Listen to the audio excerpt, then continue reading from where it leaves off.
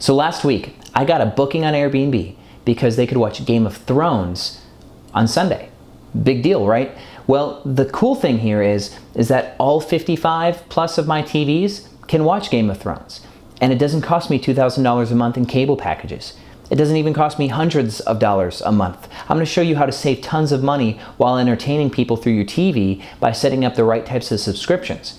So my name's Rakidzich, you're watching Airbnb Automated, and let's talk TVs.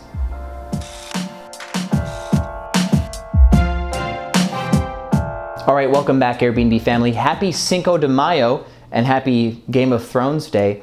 So I wanted to make this video for you a long time ago, but I couldn't really figure out what to say. I don't know, that's kind of weird for me, right? So we are doing some new things with our TVs. I remember I did a video before how to set up your TV, and some of that's still relevant, but we're not jailbreaking Fire Sticks anymore, things like that. So what's new, right? Well, let me talk to you about a couple cool things. So this is a regular smart TV and is attached to a Fire Cube. Amazon, turn on the Edison lights. It turns your house into a smart home, essentially. So lights. And so you can set up a lot of cool things. You can even say, Amazon, watch Game of Thrones, and it'll turn your TV on and allow you to watch Game of Thrones. So one quick thing you can do is, if you don't want to buy this next thing I'm going to recommend, it's better to buy a Fire Cube because it's cheaper. So Fire Cubes are like 120, 140 bucks. I think they put them on sale for like as low as 70 or 80 sometimes. But Toshiba came out with this new TV called the Toshiba Fire TV. And just like the Roku TVs, they're dirt cheap because the whole angle here is Amazon and Roku, they want their devices in your home because then you have to buy stuff. I don't know that one. Yeah, you do. You have to buy their stuff through the TV. You buy their subscriptions and you can buy extras. And so they want to get their TV in your home because there's a value add. And that's why the TVs are so cheap. You can get like a $55 Toshiba Fire TV for like 330 bucks. 50-inch ones are under 300. It's pretty crazy. The Roku TVs are the same. Some of you might like Roku. But let me tell you something cool about the Prime TVs, at least. And I don't know if the Roku TVs will do this. But the Prime TVs don't have a streaming cap on Prime Video. So you can log in your Amazon Prime account. You pay 140 bucks a year for it. And on 50 plus TVs, Prime Video works all across the board. What you want to do though is you want to set up a password protect, just like the last video. Set a 5-digit PIN, make it so that way the only thing it restricts is purchases. That way people don't go buying on-demand movies on your TV because that could get expensive.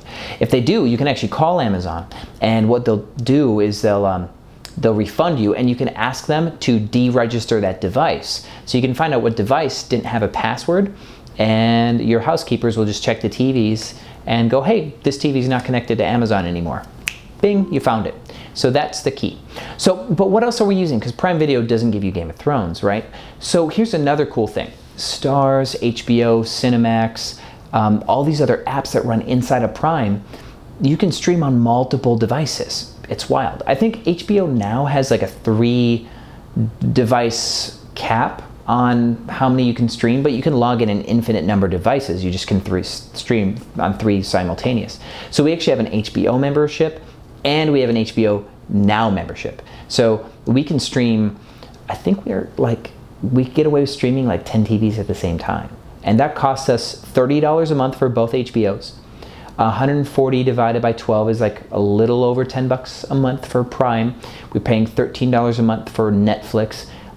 We have a Hulu account so people can watch sports, but I think what we're going to do is we're going to exit out of that, and we might just get like a couple ESPN things on Prime, because if this streaming cap thing is what it is, you could probably stream multiple TVs for ESPN and only spend 10 or 20 bucks a month on that too.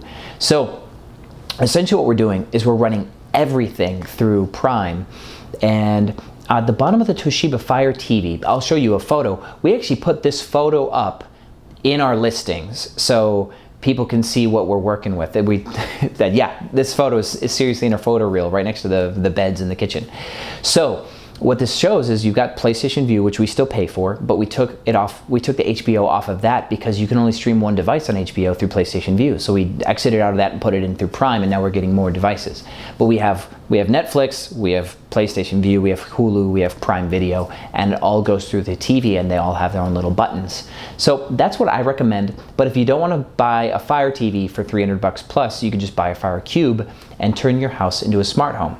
Now, if you do that, you can buy these little add-on devices that allowed me to, Amazon turn off the Edison lights, allows you to do that. You have to program a smart socket to do stuff like that.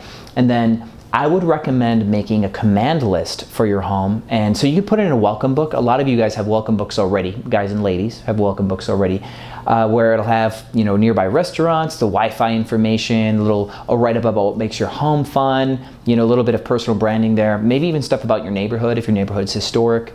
I've seen some really good like welcome books, which are really cool.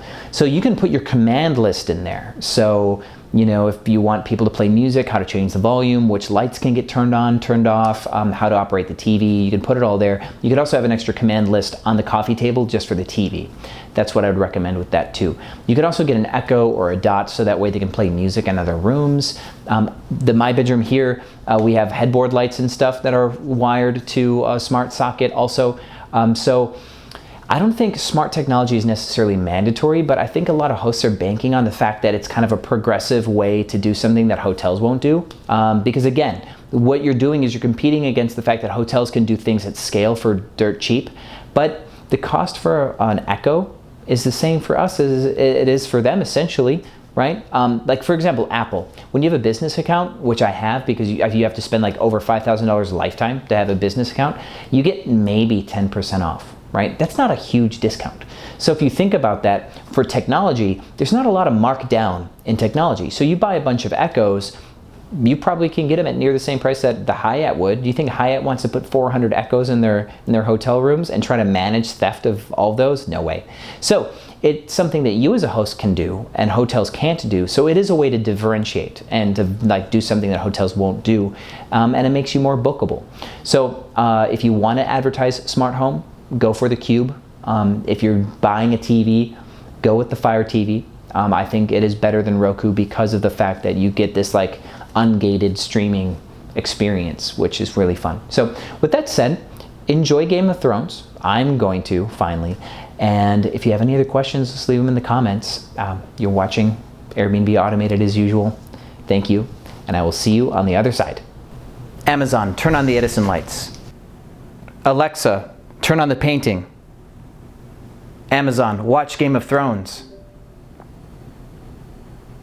Getting Game of Thrones from Prime Video.